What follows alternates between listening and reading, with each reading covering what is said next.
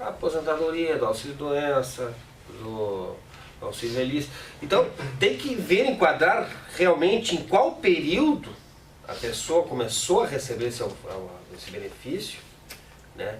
E os valores, conforme o Dr. Sostre falou, se estão enquadrados no teto máximo, ou se tem a questão do IRSM, que é uma situação, tem essa situação do que o Dr. Sostre falou, que contribuía sobre o teto máximo e hoje já está defasada essa aposentadoria, pagou após se aposentar e continuou trabalhando. Então tem que enquadrar exatamente. Sucintamente nós temos aí entre 10 a 12 ou até mais ações que discutem exatamente o benefício previdenciário. Com relação à decisão que foi efetuada, às vezes as decisões elas são contraditórias, né? Nem sempre se ganha, como a gente diz, né? Se houve um questionamento judicial e nesse questionamento judicial houve um indeferimento, provavelmente a senhora não está enquadrada nessa situação. Não quer dizer que outra ação previdenciária não lhe compete. Mas nessa, a princípio, não cabe mais recurso. Se não houve trânsito julgado. Essa é a grande preocupação, né? Que ela se ganhou em primeiro grau e agora em recurso a coisa inverteu e ela perdeu. E agora? Mas ela não diz qual o fundamento do pedido da revisão. Essa é que é a história. Bom, respondendo ao do seu Pedro aqui, eu não sei se o caso dela se enquadra. Se o caso dela se enquadra na pergunta do seu Pedro, de repente vai responder o questionamento dela. Essa pergunta aqui do seu Pedro, ele se aposentou em 5 de 2000 e pergunta se essa decisão recente do Supremo em relação ao teto, se vai lhe atingir. O que o Supremo decidiu, em suma, foi o seguinte: aqueles aposentados a partir da promulgação da Constituição de 88 até dezembro de 2003, todas essas pessoas que se aposentaram pelo teto máximo, ou seja, se ele não se aposentou pelo teto máximo, ele já não tem direito. Isso por quê? É que o INPS, o INSS, ele tem um teto máximo de aposentadoria. Hoje está em 3 mil e alguma coisa. Uma coisa assim. Bom, então, fixado o teto, através de uma portaria, o INSS adotava o teto anterior e não o vigente naquele momento da aposentadoria. E isso então gerava diferença. Então tem direito a essa revisão todos aqueles que se aposentaram de outubro de 88 a dezembro de 2003 e que se aposentaram pelo teto máximo. Porque se ele se aposentou pelo teto máximo, certamente houve digamos, o teto máximo era 1.200, 1.100, e a aposentadoria dele daria 1.300, só que aí então reduzia para o teto. Aí ele tem direito a buscar essa diferença. O que preocupa nessa pergunta é que ela disse que ganhou em primeiro grau, e não sei bem se realmente é essa a questão, mas que ela perdeu o grau de recurso. Ao que fazer? Essa é a preocupação. Olha, depois do recurso não tem quase nada Quando a fazer. Quando é que a aposentadoria dela ainda? Nós temos que analisar primeiro. Ela perdeu o grau de recurso. Agora, teria ainda a questão do Supremo ou do Superior Tribunal de Justiça. Poderá ter ou não, dependendo da situação. No caso dela aqui, ela não é pensionista? Ela é pensionista do INSS. Pode ser que seja aquelas hipóteses das pensões integrais, que o INSS estava sendo condenado em primeira instância, foi condenado inclusive no STJ a pagar integralmente a pensão das viúvas. Depois, e o Supremo disse que não tinha. Talvez seja essa. Eu tive vários casos que eu fui perder no Supremo. Ganhei no primeiro grau, segundo, terceiro grau, o Supremo reformou as decisões. Então, dona Ivete, de repente é esse o problema que o doutor Luiz colocou. E aí não tem nada que fazer. Aí não tem. Então, sim. Foi julgado, não tem mais. Então vamos agora à pergunta da dona Edith. Dona Edith, ela disse que comprou um imóvel, pagou integralmente o preço do mesmo. Não tem prazo estipulado para a outorga da escritura. O que devo fazer para receber a escritura? Que, sei lá, se está havendo alguma resistência da parte de fazer escritura. A dona Edith fez essa pergunta hoje ainda por telefone, né? Hoje por telefone. Então, a dona Edith, o nosso programa vai lá desculpa. sábado. Né? Nós estamos gravando na véspera, vai ser na véspera da eleição. Nós estamos... A senhora vote e depois vai assistir o programa. A senhora fez no dia da gravação e não no dia que vai passar o programa, entenda-se. Por isso eu disse hoje. Então tá. Bom, O que o senhor disse para ela? Já Vou respondeu dizer para ela? agora. Não, eu deixei para responder agora. Então tá. Comprei um bagulho. Bom, a senhora disse que comprou o imóvel, pagou o preço integral do contrato, entretanto não tem no contrato prazo estabelecido para a outorga da escritura. Bom, como não existe o prazo, independente existindo ou não, a senhora faz isto. Por qualquer razão, se o vendedor não lhe outorgar a escritura, a senhora deve notificá-lo, dando com um prazo de 30 dias para que ele se manifeste e que ele venha outorgar a escritura. A senhora manda o tabelionato fazer a escritura e ele terá que assinar a escritura. Evidente, o imposto de transmissão a senhora que vai pagar.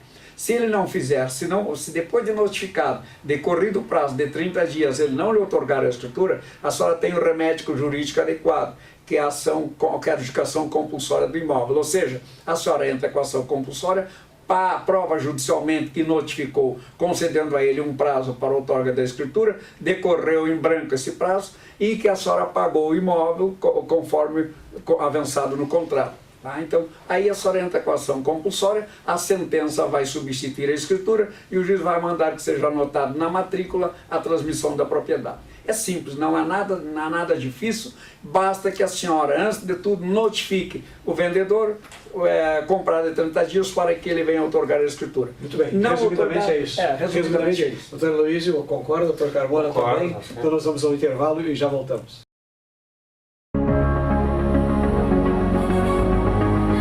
Comunicando Direito. Apoio Cultural. Vereador Eloy Guimarães, patrono da confraria. JHS Advogados Associados Consultoria Empresarial. Avenida Assis Brasil, 6203, Conjunto 204 e 205.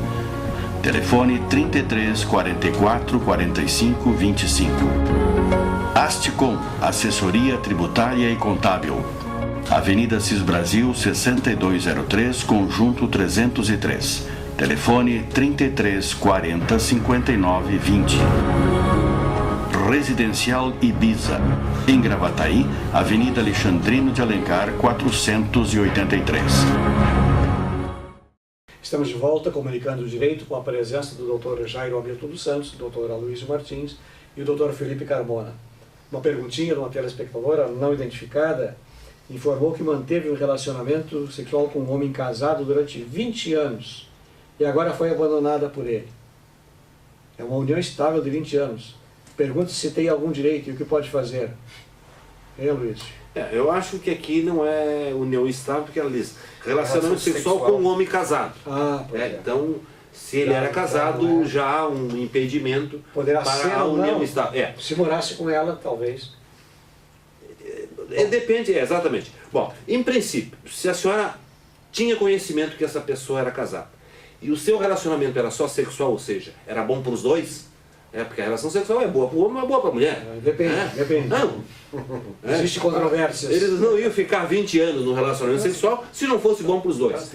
Porque quando não é bom para um, dois não consegue fazer a relação sexual. Bom, então se a senhora sabia dessa situação, então a senhora não tem direito nenhum, porque o direito, ele não protege, ele não remunera a relação sexual. Essa é a chamada então, concubina, o fato da senhora manter a relação sexual, a senhora também usufruiu desse benefício. Agora, se durante essa relação houve aquisição de algum patrimônio e que a senhora, de uma forma ou de outra, tenha contribuído para essa aquisição, aí então é possível postular meação ou parte dessa aquisição para evitar o enriquecimento sem causa. Nesse caso aqui, doutora Luiz, ela não esclarece se desse relacionamento sexual que ela manteve com ele, existe filhos. Não existe. Se não existe filhos, exatamente é isso. Não pode haver a união estável porque ele era casado. E a senhora esclarece bem, apenas um relacionamento sexual, ou seja, é aquela companhia que sai eventualmente, pronto, não existe a convivência. Então, se não existe a convivência e, além de tudo, ele era casado, não existe a união estável. Aí eu concordo plenamente com a doutora Luiz. Se a senhora, eventualmente, nesse relacionamento, comprou algum patrimônio em sociedade com ele, é evidente que a senhora vai ter direito. Do contrário, não. Se a senhora tivesse filhos, o filho teria direito. porque não depende de relacionamento, não depende de não estável. É filho, tem direito. Aqui não, só não tem, não mencionou se teve filho ou não, apenas que manteve o relacionamento. Se foi apenas relacionamento, infelizmente a senhora não tem direito, a não ser, como disse a doutora Luiz, que tenha adquirido um patrimônio junto com ele. Do contrário, me parece com a claro. contribuição dela. Com a contribuição dela. Por isso que eu disse, adquirido junto com ele, ou seja, a senhora tenha colocado valores montantes em cima para comprar um patrimônio, sociedade com ele. Aí sim, por quê? Porque é uma sociedade de fato. Agora, como união estável, ou que teria direito por participar dessa união estável, não tem, porque não houve união estável. Eu, assim, até em parte eu concordo com os doutores, mas tem uma questão aí que nós temos que analisar. Se este homem, embora casado, também não prometeu mundos e fundos, e aí a frustração da expectativa desta senhora, ela pode ser sim indenizada, nem que seja pelo dano moral, né, pelo dano extra patrimonial. Como que é a frustração da expectativa? Eu vou largar a minha esposa, eu vou me relacionar contigo. Nesta frustração da expectativa, que logicamente deve ser provada, acredito, e deve ser, como já tem alguns julgados nesse sentido, de indenizações de dano moral. Mas, doutor Felipe, aí, com todo respeito, nós avançamos na pergunta. A pergunta dela foi aquela, apenas um relacionamento sexual. Mas se ele prometeu, se a senhora tem prova, outra coisa, dentro da sua pergunta, eu acho que a resposta mas eu acho aquela. que a intervenção dele é válida, porque o nosso objetivo no programa aqui realmente é esgotar todas as possibilidades. E aqui, então, nós começamos em... É que a pergunta eu acredito sim. Não, a tua pergunta tem sentido, para aquelas hipóteses em que ela teria sido usada. A pessoa ficou 20 anos lá, ela adquiriu uma certa confiança, adquiriu uma expectativa de um futuro relacionamento amoroso, e aí submetia só a relação sexual para, em futuro, não sei até que ponto... Doutor Carmona, como se diz, pelo gosto do debate, eu sei que a doutora Luiz também vai se manifestar. Se ela consentiu, ela teve esse relacionamento sabendo que ele era casado, porque ela mesmo disse que ele era casado há 20 anos, que manteve com ele, com um homem casado, durante 20 anos no relacionamento. Então, ela assumiu o risco. Mas o amor, são coisas do amor, a gente não tem como... outra coisa. Mas ele pode ter iludido ela. Pode ter iludido ela. Não, nós estamos falando de hipóteses. Mas iludir como? Se a senhora sabia que ele era casado... Tudo bem. Sim, mas... ele pode ter iludido. Às vezes tem relacionamentos que acontecem com casais. O homem prometer favores sexuais promete o mundo e o fundo. Mas também tem uma coisa. Ela espera durante 20 anos que essa bondade... A esperança é a última que morre. Tá bom, valeu. A pergunta foi respondida. Então vamos adiante. Vamos falar sério agora. Meu esposo saiu de casa, enfim, abandonou, houve um abandono. Ela pergunta se é necessário registrar uma ocorrência desse abandono para que ela possa ingressar posteriormente com um divórcio. Essa pergunta, meu esposo saiu de casa. Eu vou começar porque eu sei que nós vamos longe. Meu esposo saiu de casa, é necessário registrar a ocorrência? Não. Agora tem uma coisa, ó. Existem duas formas da senhora fazer o divórcio: judicial e extrajudicial. Se ele saiu de casa, se ele lhe abandonou, certamente não vai ser possível o divórcio amigável, que é o consensual. O divórcio pode ser consensual, que é o amigável, ou pode ser litigioso, que é aquilo que nós chamamos também de contencioso. Se for litigioso, se ele não concorda, se ele não quer amigavelmente lhe dar o divórcio, a senhora terá que ingressar de imediato com a ação de divórcio. Pela nova legislação não precisa ter prazo, a senhora pode entrar direto. E no próprio pedido, por ser litigioso, o seu advogado, a sua advogada já vai requerer ao juiz que ele não volte para dentro de casa. Então não há necessidade de fazer a socorrência, até porque não se questiona mais abandono do lar, basta uma das partes não querer mais a convivência. Simplesmente, resumidamente é isso. Agora eu sei que nós vamos debater. Diga, doutora. Eu acho que o registro da ocorrência... A ocorrência policial é uma manifestação unilateral de vontade de uma pessoa. Eu vou lá e registro aquilo que eu quero. E pronto, diz o que quer. Isso, então, não tem validade probante nenhuma. Talvez seja interessante para marcar como um marco da separação. Olha, foi nesse dia que ele foi embora, para estar registrado que foi naquele dia. Basicamente isso. Só com a questão de abandono. Só para completar aqui, ó, eu falei dois tipos de ações, a judicial e extrajudicial. A extrajudicial é aquela consensual que a senhora faz em qualquer tabelionato. A judicial, obviamente, tem que ser através da justiça, só para que ela entenda. Porque Não pode, O doutor Aloysio comenta que é questão só do abandono material, até de repente um eventual abandono moral, né? Mas, de fato, hoje a nova lei do divórcio ela não exige a culpa, né, de um dos bens. Então, basta simplesmente a ocorrência é só para guardar lá no armário. Como a gente diz, só para fins do direito que... Recordação de saudade do ex. Mas ela vai guardar uma coisa bastante desagradável. Se ela era apaixonada por ele, não. Mas acho que na ocorrência, eu vejo assim com uma questão boa, quando dá aos filhos, né? O abandono material do pai ou da mãe, né? Aí acho que é importante. Muito bem, eu acho que estamos chegando ao finalzinho do nosso programa. Não tem tempo para mais uma pergunta? Não tem, né, Antônio? Se quiser resumidamente falar alguma coisa, Jairo, é um minutinho. Não. Meio minuto.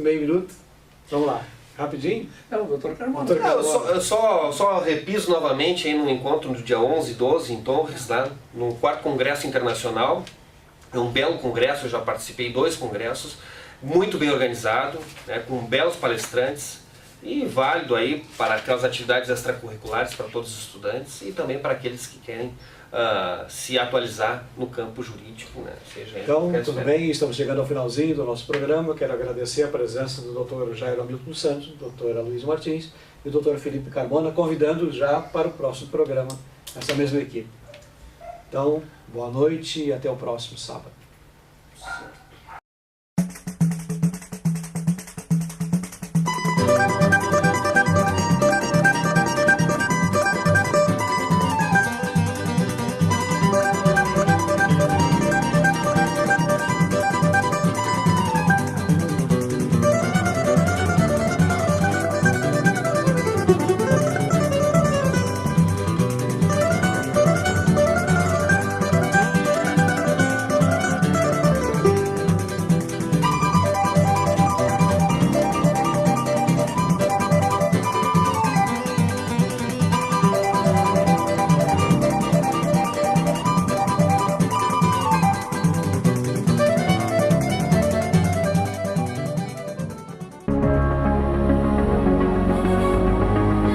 Comunicando Direito. Apoio Cultural, Vereador Eloy Guimarães, patrono da confraria. JHS Advogados Associados Consultoria Empresarial.